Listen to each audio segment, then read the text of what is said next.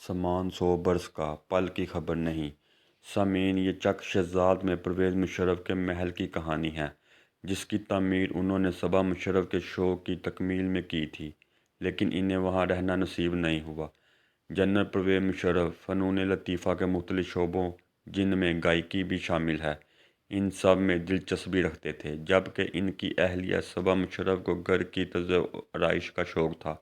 अपनी अहलिया के उस शौक़ की तकमील के लिए जनरल परवेज़ मुशर्रफ ने वफाकी दारुल हुकूमत इस्लामाबाद से मुंसलिक चक शहजाद में एक वसी व रीज़ फार्म हाउस ख़रीदा था और उस पर मुश्तरका दिलचस्पी से तमीर का आगाज़ गालिबन 2004 में हुआ था। इब्तदाई मरहले में महीने में कई बार सबा मुशर्रफ अपने शौहर के साथ तमीराती मरहले की रफ्तार और कागज़ पर बने हुए नक्शे के उभरते हुए खनूख़ात देखने के लिए फार्म हाउस जाया करती थी। बाद में परवेज़ मुशर्रफ की मसरूफियात के बायस इसमें तवील वक़फ़ा आने लगे और एक मौके पर जन्नत साहब ने अपनी बेगम साहिबा से कहा कि नक्शा आपकी मर्ज़ी से बना है, आप तज़य्यो-आराइश की ज़िम्मेदारी आपकी है, इसलिए शटर कच्चे मुकम्मल होने के बाद ही आपका काम शुरू होगा। तकमील के मरहले तेज़ी से जारी थे और इस दौरान सूरत हाल तब्दील होना शुरू हो गई। फार्म हाउस पर तमीराती काम तेज़ी से जारी रहा। इस फार्म हाउस में स्विमिंग पूल और फलों के बागात पर काम तकरीबन मुकम्मल हो चुका है। उसके अलावा उनकी रिहाइशगाह पर सवात और कश्मीर से मंगवाई गई कीमती लकड़ी का काम कई महीनों तक होता रहा, जबकि उस फार्म हाउस में परवेज़ मुशर्रफ की रिहाइशगाह के सामने दोनों जानिब खूबसूरत लॉन बनाए गए हैं, जिनमें जॉगिंग ट्रैक के अलावा वहाँ पर बैठने के लिए बेंच भी बनाए गए हैं। इस लॉन के साथ बाईं जानब बतखों और दीगर आबी परिंदों के लिए पूल बनाया गया।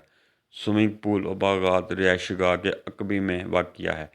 जनरल रिटायर परवेज़ मुशर्रफ के उस घर के बाइस सिक्योरिटी ना होने के बराबर है और उनकी रिहाइशगाह के बाहर कोई पुलिस एहलकार मौजूद नहीं। मकामी पुलिस का कहना है कि उस ज़ेर तमीर फार्म हाउस में सिक्योरिटी सिर्फ उस वक्त लगाई जाती थी जब साबिक़ सदर अपने फार्म हाउस पर आते थे। फार्म हाउस के अंदर कुछ अफराद मौजूद होते हैं जिनके बारे में कहा जाता है कि वो इंटेलिजेंसी एजेंसियों के एहलकार हैं। साबिक़ सदर परवेज़ मुशर्रफ की जान को लाहक संगीन ख़तरात के पेश नज़र उनके फार्म हाउस के इर्द गिर्द बम प्रूफ दीवारें की तमीर भी की गई है। कुछ अरसा कबल फार्म हाउस के अंदर मुशर्रफ के रिहायशी कमरों के गिर्द बोरियों में रेत भर कर दीवारें बनाई गईं ताकि बरूद से बड़ी गाड़ी से हमले की सूरत में नुकसान को कम किया जा सके। हिफाजती इंतज़ामात को मज़ीद मौसर बनाने के लिए फार्म हाउस के तीनों तरफ में दीवारें बनाई गई हैं।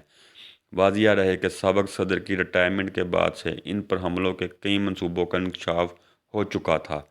साबिक़ सदर परवेज़ मुशर्रफ के ख़िलाफ़ बेनज़ीर भुट्टो कत्ल केस, नवाब अकबर ख़ान बुगटी कत्ल केस में ज़मानतें मंजूर होने के बाद जजिस नज़रबंदी केस और गाज़ी अब्दुल रशीद कत्ल केस में भी इंसान दहशतगर्दी और एडिशनल सेशन जज इस्लामाबाद की अदालतों से ज़मानत मंजूर हो गई, जिसके बाद चक शहजाद हाउस में उनकी रिहाइशगाह में कायम सब जेल से इन्हें रहा कर दिया गया।